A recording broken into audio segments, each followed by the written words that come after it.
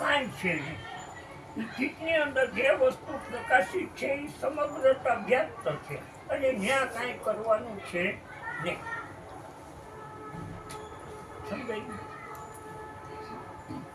હવે આ જે નાભી છે આજ્ઞાચક્ર સુધી જીવનો પ્રદેશ છે. હવે જીવ હોય ત્યાં તમે હો, પ્રકૃતિ હોય, પ્રાણ હોય, હું હોય, મારું હોય, આ બધું હોય. આ શિવનો પ્રદેશ અહીંથી શરૂ થાય છે, ત્યાં કાંઈ હોય નહીં.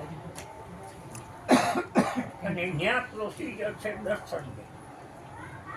અહીંથી નીચે પ્રોસિજર છે સાંભળવાનું. બસ આ બે પ્રોસિજર છે. એ અંદરની દ્રષ્ટિ છે.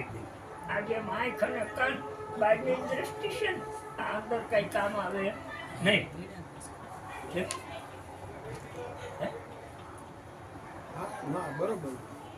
એમ અંદરની એક જ ત્યાં બે દ્રષ્ટિ છે.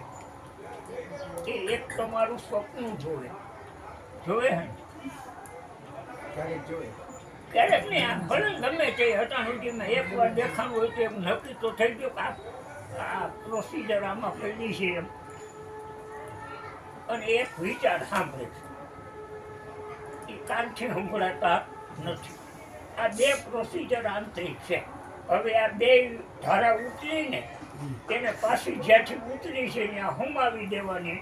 એટલે તમે જગત કે ઈશ્વર તમારા માટે હોય નહીં. એટલે એને કીધું ગંગા સત્ય આ ખેલ છે અટપટો પાનભાઈ. ઝટપટ નહીં સમજાય. આટી છૂટે ત્યારે અંતરતણી, ત્યારે પ્રભુ દેખાશે આપો આપ. એની મેળે દેખાઈ જાય પેલા હું નથી. બસ